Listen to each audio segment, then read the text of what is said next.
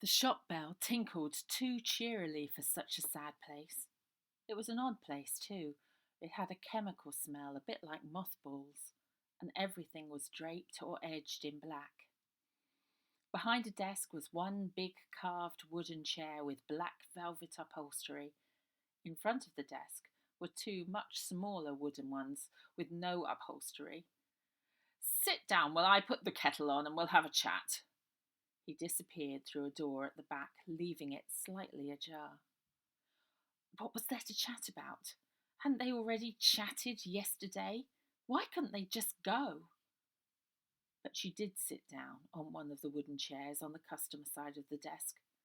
The seat was cold and hard, not as hard as the pavement, but she still couldn't sit still. She got up and tried to see the church clock from the window, but the headstone display was in the way, and the church was too far back off the street. Anyway, it had to be nearly 9 o'clock now.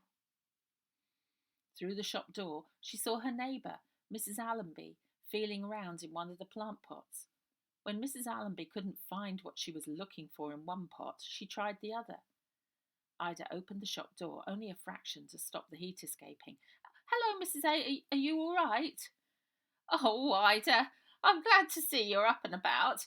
Is Mr. Underwood here already? I'm a little bit late, you see. She poked her brolly up at the little shop doorbell to stop it tinkling and came inside. There now, I could have been here on time and just having a nice little natter with you. He's making a cup of tea, said Ida. I'll get him. Ida gingerly pushed the door at the back open, expecting to see Uncle Arthur stirring the pot of tea. But instead she found an unlit corridor leading to the hammering and sawing coming from the workshop at the back. Apart from the open workshop door at the end, the corridor had no doors or windows. It was interrupted by nothing other than a wooden rail that ran down the length of the corridor on both sides. Maybe the stove and kettle were in the workshop. A little worried what she might see, Ida walked briskly down the corridor to look for Uncle Arthur. Queenie munched hay in the yard, and some men in brown aprons, flat caps, and mufflers were working on two new coffins. The place smelled of sawdust, but there was no Uncle Arthur. As she turned to go back, she wondered what was on the other side of the corridor. Maybe it was the shop next door.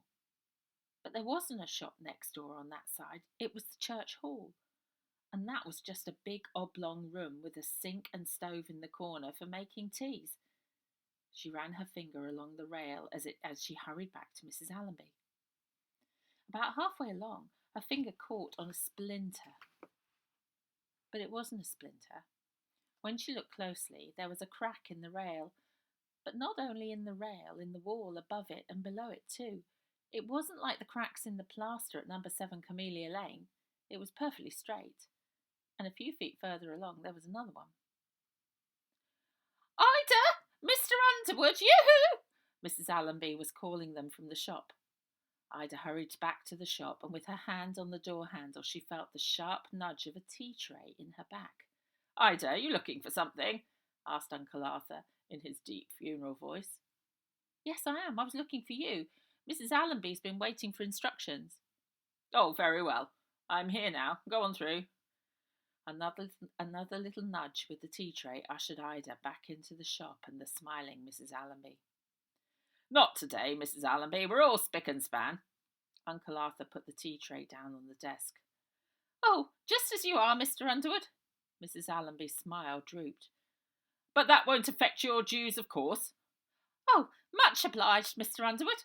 And she reversed out of the door with her brolly, her shopping bag and her smile back in place, even brighter than before. Here we are. I always start the day with a good cup of tea.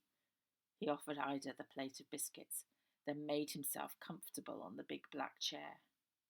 Ida's belly rumbled at the sight of the biscuits. She took two and quickly gulped down the tea. Uncle Arthur handed her. She replaced the empty cup in its saucer on the tray. Uncle Arthur, if you'd just come with me. Uncle Arthur looked so settled in his chair, with his elbows on the table and his fingers woven together in a thoughtful clasp, that Ida couldn't see how he'd want to go anywhere. He sipped his tea and sat back in the chair. Some things simply aren't that straightforward. He replaced his cup on the saucer, positioning it carefully on the desk beside a blotting mat. On the mat, so noticeable because it was perfectly white and clean, sat a little green train badge with Southern Railway across it. Take this badge here. Should I return it to the person who lost it, or the person who more probably owns it? Or because of where I found it, should I report them to the police and give this as evidence?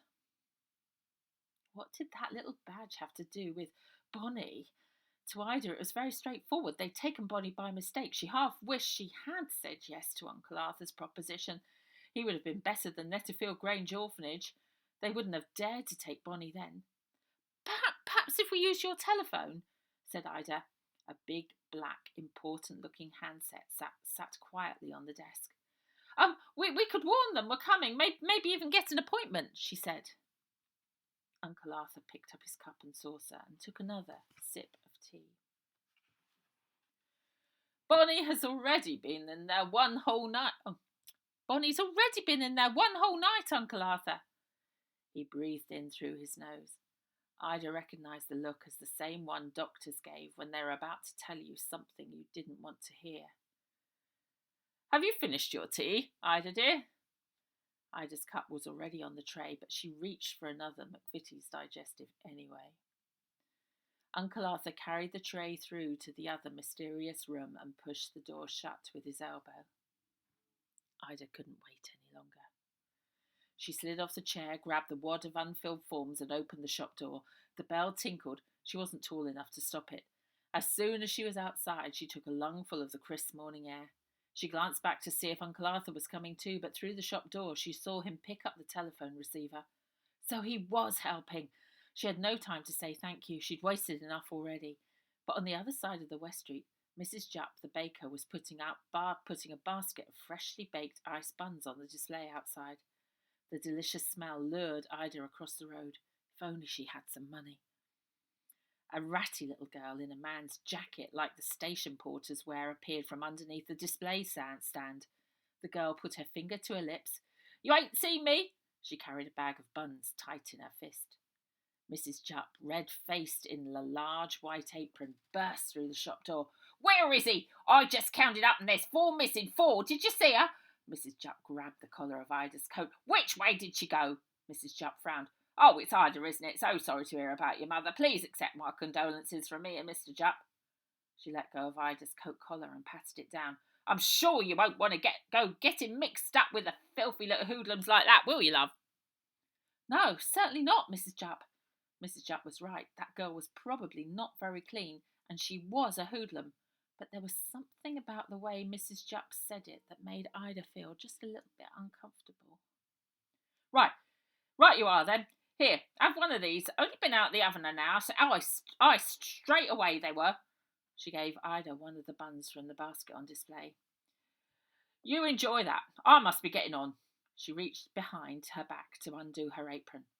Underneath, she was wearing one of those smart black silk blouses she'd seen a few ladies wear about the town. Thank you very much. Ida wasn't above accepting one of Mrs. Jupp's ice buns, which she wanted to scoff down there and then. But she made do with a bite and ran as fast as she could up the West Street to the town hall. Shop windows twinkled for Christmas, though only a few shoppers were out and about to look at them. Ida did stop to stare at the nativity scene in Doswell's and the presents heaped up under the shiny glass baubles dangling from a Christmas tree. It was such a lovely picture of a family. But all of that was over for her now. The bun thief reminded Ida of Mum's purse and Baby's note. Who were these girls? Where did they come from? Ida Barnes was sure there was no way she'd ever let some thieving girls help her, whatever they said.